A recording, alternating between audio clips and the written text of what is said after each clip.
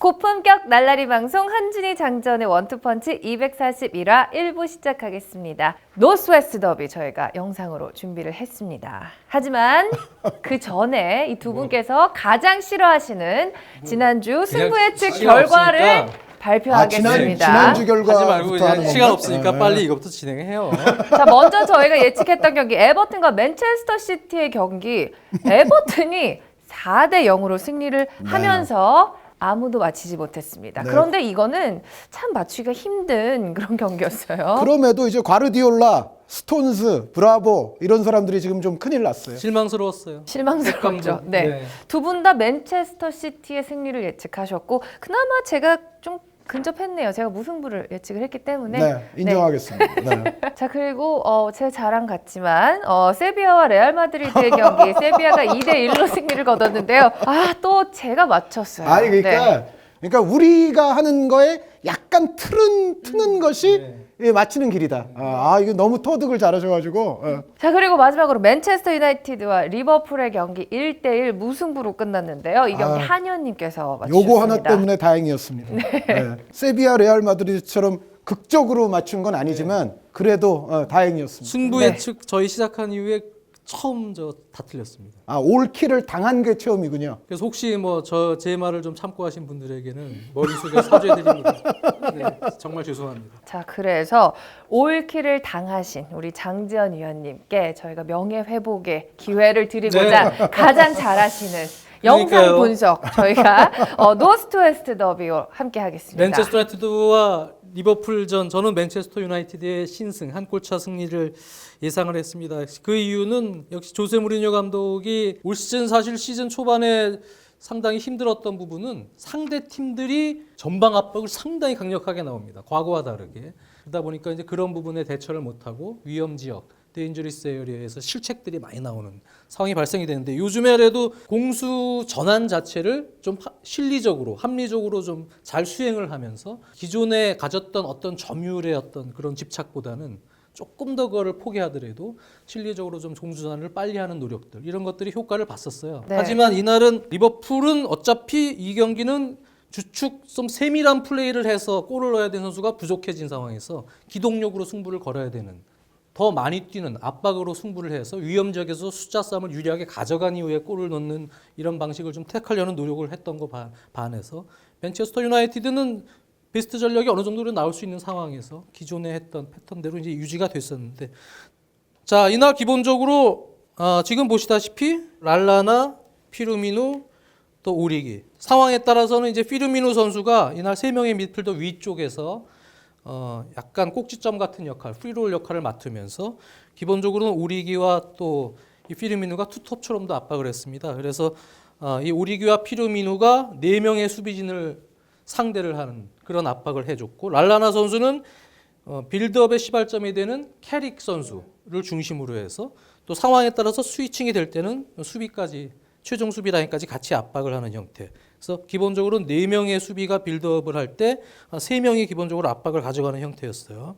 자, 그런 상황에서 전체적인 빌드업이 맨유가 좀 빠른 템포로 중앙까지 전개가 되지 못하고 이렇게 좀 밀려서 긴 패스로 공격이 전개되는 횟수가 좀 많아지는 전반 초반이었습니다.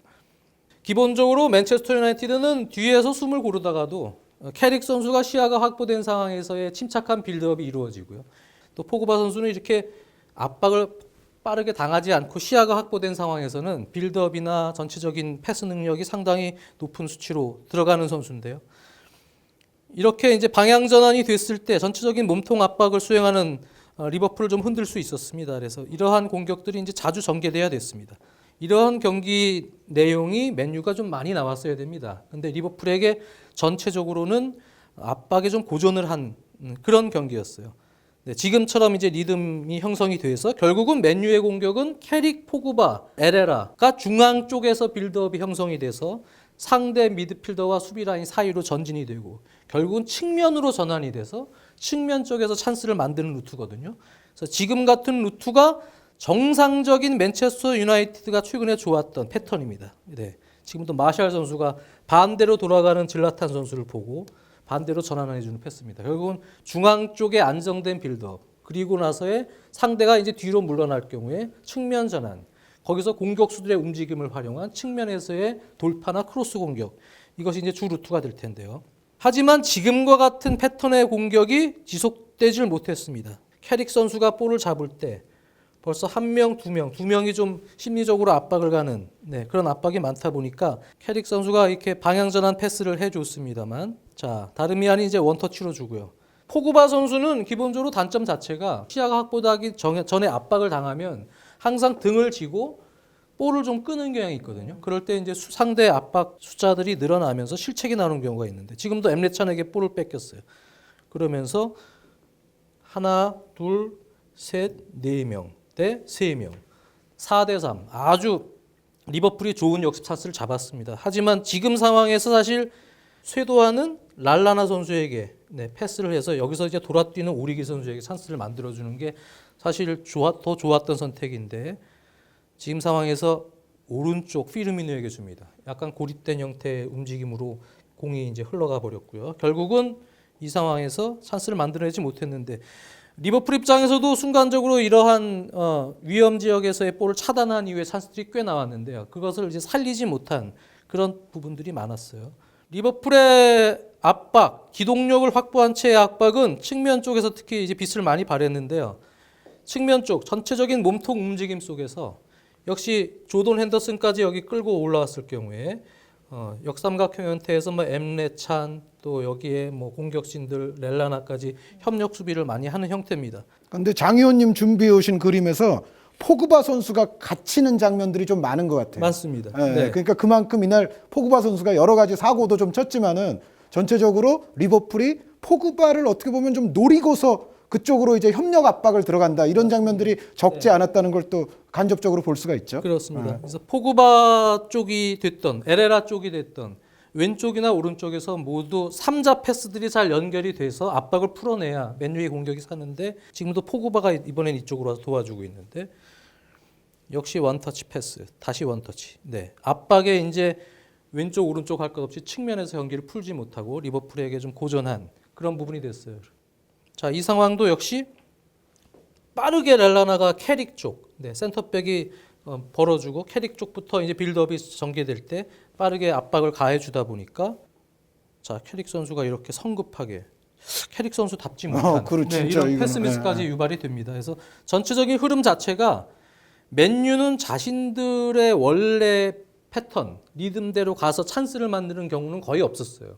오히려 상대방 실책 때문에 찬스를 만드는 경우는 있었습니다만, 그래서 전체적인 내용을 보면 오히려 리버풀이 준비한 것이 더 많이 통용이 됐던 내용이었다. 실제 내용에서는요. 자, 지금도 보시면 이제 포그바 선수가 압박에 밀리다 보니까 백패스를 했는데, 쇄도하는 두 명의 선수에 의해서 이제 볼을 뺏기게 되죠. 결국 포그바 쪽에서 협력 수비를 이겨내지 못하고 등진 채 포그바 선수가 좀 무리한 백패스를 하다가 나온 실책입니다. 이 부분도 사실 득점으로 연결될 수 있는 좋은 찬스였어요, 리버풀이요. 그러다 보니까 이제 맨유의 사실 찬스는 자신들의 캐릭 또 포그바 에레라 이런 루트에서 중앙부터 잘게 썰어서 측면까지 가는 그런 쇼패스 게임의 루트보다는 긴 공격에서 오히려 찬스를 잡았습니다. 길게 때려 넣었을 때, 자 질라탄 선수가 떨궈 놓고 여기서 세컨볼 싸움에 들어가서 에레라 선수가 커팅을 해내고, 자 미키타리안 선수가 아주 절묘하게 그 속도를 그대로 이용을 해서 진짜 절묘한 스루 패스죠. 포그바 선수에게 또 찬스를 만드는 이 슈팅이 빗나갔습니다. 근데 맨유가 그렇게밖에 할 수 없었다는 거는 리버풀이 엄청난 활동량을 가져가 줬다는 겁니다. 그렇습니다. 기본적으로 이제 기동력의 바탕을 둬서 더 많이 뛰는 축구를 할 수밖에 없었어요. 그래서 쿠티뉴 선수가 전반에 나오질 못했었고, 마네 선수가 없었고, 전체적으로 주축 선수들이 좀 빠져 있는 상황에서 기동력으로 승부를 걸었는데요.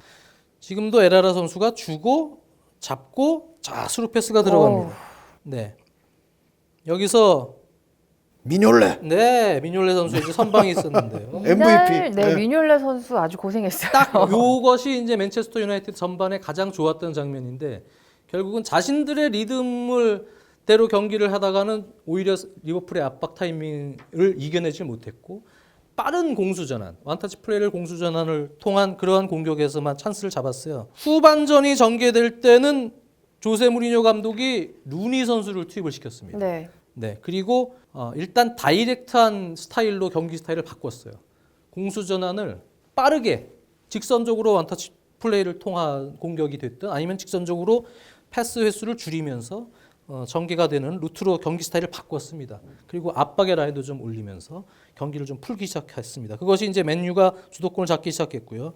자, 이렇게 리버풀이 이른바 뭐 하이 프레싱, 높은 위치에서의 압박을 후반에도 계속 집중을 시켰는데요. 무리하게 중앙을 거쳐서 위험 지역에서 실수를 유발하는 이런 장면보다는 이렇게 길게 좀 한 번에 들어가는 공격으로 압박을 좀 풀어내려는 노력이 많았어요. 그리고 이제 세컨볼 싸움에 좀 집중하는 형태가 됐습니다. 루니 선수가 공격형 미드필더로 들어가면서 질라탄 선수의 어떤 피지컬적인 장점을 이제 활용하려는 노력들이 병행이 됐고요. 자, 세컨볼 싸움에서 또 루니 선수가 볼을 잡아서 경기가 전개되는 형태인데 계속 이런 식입니다. 세컨볼 싸움 또 들어오죠.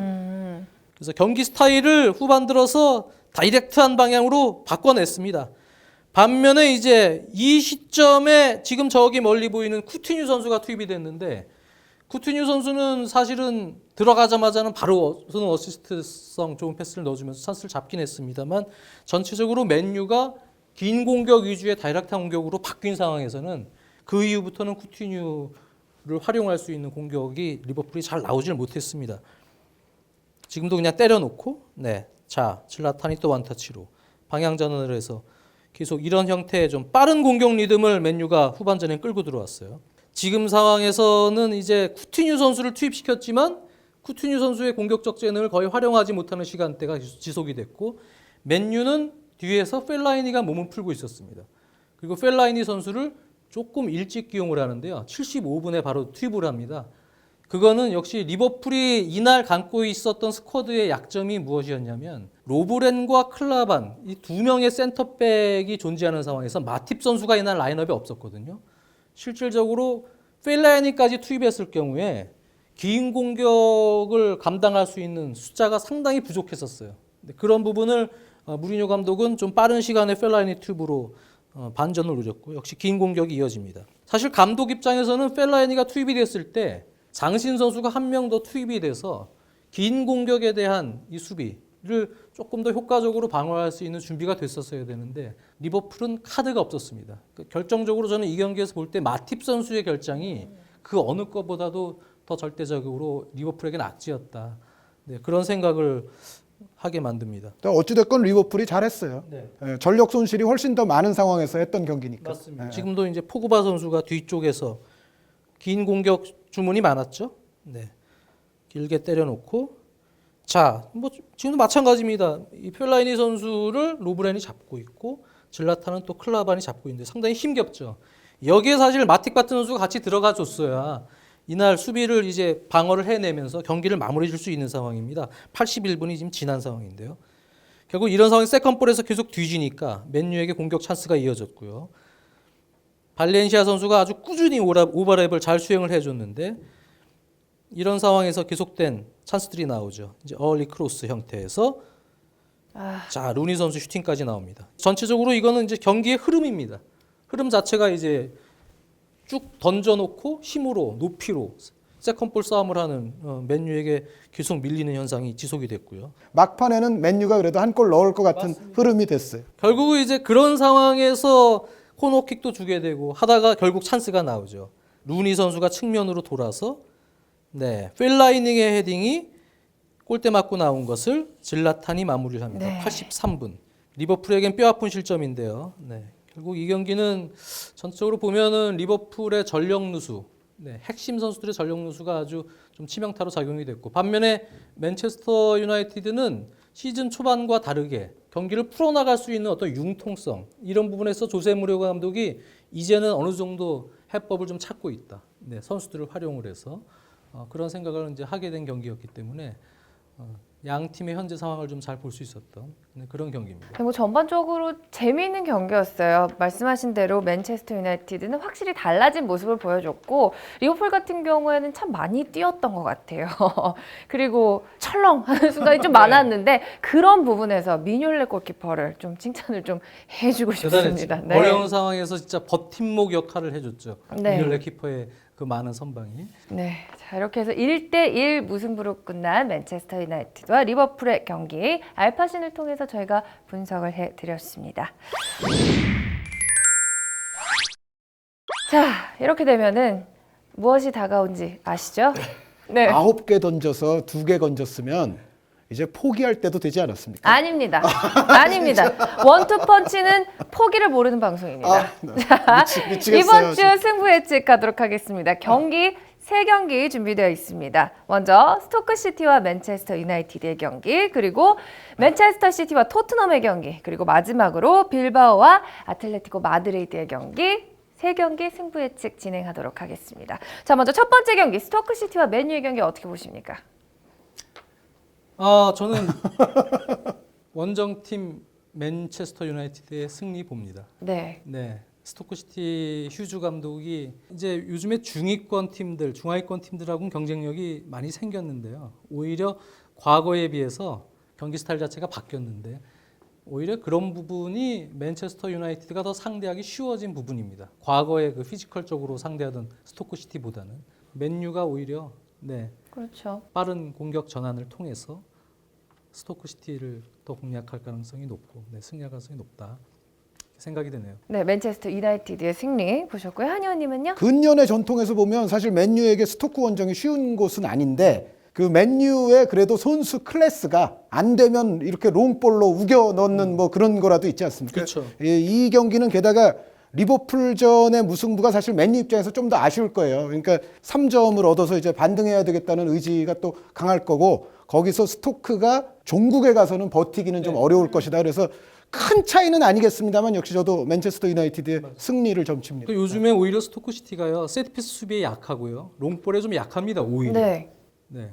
과거에는 반대였지만 지난 시즌부터 이제 그런 현상이 더 두드러지고 있는데 그런 부분도 역시 맨체스터 유나이티드가 안 되면 이렇게 다른 공격 루트를 통해서 해법을 찾을 수 있는 루트가 많다 생각이 듭니다. 뭐 이성적으로 맨유의 승리를 점쳐보는 게 맞다고도 저도 느끼는데 두 분께서 이렇게 말씀을 하시니 저는 살짝 틀어서 한번 무승부에 걸어보도록 하겠습니다. 좀 트는 거에 너무 재미를 많이 봤기 때문에 할만해요 사실. 네, 쏠쏠하더라고요. 네. 자, 두 번째 경기는 맨시티와 토트넘의 경기. 이 경기 어떻게 보시나요? 아마도 상당수의 프리뷰가 저는 토트넘 승을 할 가능성이 높다고 생각을 해요. 그러니까 뭐 한 골이라도 예를 들어 토트넘 쪽으로 거는 그런 어떤 예측들이 조금 더 저는 많을 것 같은데 저는 무승부로 하겠습니다. 지금 이제 토트넘은 이제 베르통은 선수가 일단 빠져요. 그런데 지금 3백을 토트넘이 구축을 하면서 사실은 최근에 계속 좋은 페이스를 가져왔는데 이렇게 한번 교체를 했던 시스템에서 그래도 중요한 역할을 하던 선수가 하나 빠졌다는 거는 제가 봤을 때는 작지는 않다. 그래서 이 부분이 요즘 잘 나가는 토트넘의 그래도 문제거리, 골칫거리로 물론 이제 벤 데이비스 선수라든가 뭐 빈머 선수라든가 선수가 없는 것은 아니지만 그래도 약간 토트넘의 골칫거리가 될 가능성이 크고 그럼에도 최근에 맨시티는 사실은 수비도 문제, 공격도 문제예요. 전체적인 페이스상으로는 지금 토트넘을 맨시티가 앞서기는 쉽지는 않거든요. 그리고 맨시티 역시도 페르난지뉴 선수가 여전히 또 나올 수가 없어요. 그래서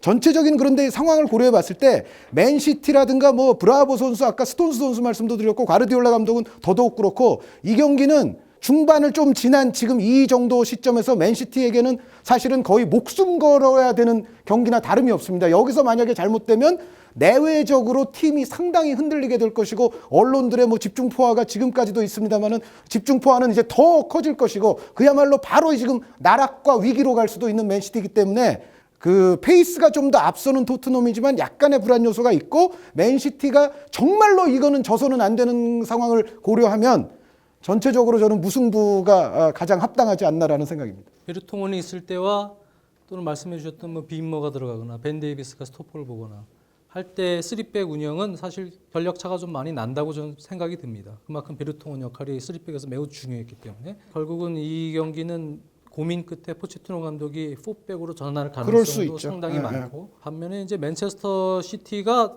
여러모로 지금 야야 뚜레를 중용을 하면서 4백 운영을 지금 계속하고 있습니다만 이도저도 아닌 경기들이 좀 되곤 합니다만 오히려 측면보다 중앙 루트를 통해서 경기 해법을 좀 찾는 이런 경기에 있어서는 만약에 토트넘이 현재 베르통원이 없는 상황에서 4백으로 전환할 경우에 맨시티가 오히려 조금 수월하게 경기를 풀 수도 있다라는 생각이 듭니다. 그리고 여러 가지 동기부여나 말씀해 주신 그런 부분에서는 오히려 맨시티가 이 경기는 잡지 않을까 그렇게 보고 맨시티 있습니다. 승. 맨시티 승. 시즌 초반에 토트넘이 제일 잘했던 경기가 있다 그러면 맨시티전이었거든요. 근데 그 토트넘 선수들의 최근 그 요즘 어떤 연승가도 맨시티에 대한 그걸로 봐서는 토트넘도 그 맨시티 상대로는 이제 어느 정도 자신감은 붙어 있다. 그래서 그런 요소도 저는 약간 고려를 또 해서 무승부. 예. 그렇다면 저는 토트넘 승리 예측하겠습니다. 네, 좋은 선택이에요. 네. 하나씩 한번 나눠 가도록 하죠. 네. 정배야, 어디 갔니? 정배가 이번에는 좀 돌아오기를 바란다. 승부로 승리한 자 계속 승리한다. 참 이게 뭐라고. 네, 그렇죠. 저희가 이렇게 됩니다. 자, 마지막 경기 빌바오와 아틀레티코 마드리드의 경기. 이 경기 어떻게 예상하십니까? 이 경기도 좀 예측하기가 어려운 경기예요. 이거 조금 그렇죠? 어려워요. 왜 어려우냐면 아틀레티코가 저희 녹화 기준으로 아직 안 했는데요. 그 에이바르와 코파델레이 8강 1차전이 있습니다. 그런데 에이바르가 결코 쉬운 상대가 아니에요. 그러니까 프리메라리가 중위권에서 뭐 셀타도 그렇습니다만 에이바르, 라스팔마스 뭐 요런 정도까지는 이게 쉬운 상대들이 아니거든요. 그래서 빌바오의 휴식이 게다가 또 빌바오 홈이고 적어도 빌바오에게는 지지 않는 경기를 가져다 줄 가능성이 충분히 생길 거다. 저 레알이나 바르셀로나, 아틀레티코 이런 팀들 보면은 1, 2월, 뭐 3월 초순까지 열몇 경기를 주중주말 계속 그렇게 열몇 경기를 치르는 경우들이 생기는데 지금 이제 코파델레이에 따라서 그게 이제 시작이 된 거죠. 그런데 이 상황에서 아틀레티코가 약간의 실족 가능성이 저는 있다고 생각이 돼서 무승부 예측하겠습니다. 무승부. 네, 장현님은요? 저는 아틀레티코 마드리드의 원정 승리 봅니다. 이게 정배야. 정배를 한 회차만 하고 그만둘 수는 네, 없어요. 계속 찾는 정배야, 거죠. 네. 이번에는 돌아와다오. 네, 요번까지만 내가 정배를 널 찾는다. 올킬 하세요. 올킬 하실 거예요. 네. 네. 이거 왠지 또 올킬을 2번 정도 하고 나니까 다시 한번 하고 싶은 욕심이 나요. 왜냐하면 꼬마가 네. 아틀레티코 마드리드 한 골 넣을 거예요. 빌바오도 한 골 넣을 거예요. 알겠습니다. 저도 무승부가. 이거 왠지 이쪽이 이번에는 좀 정배가 말이 되는 것 같기도 해요. 승부 예측 정리해 드리도록 하겠습니다. 스토크 시티와 맨유의 경기. 한현님 맨체스터 유나이티드 승, 장지현 해설위원님 맨체스터 유나이티드 승, 저 무승부 봤습니다.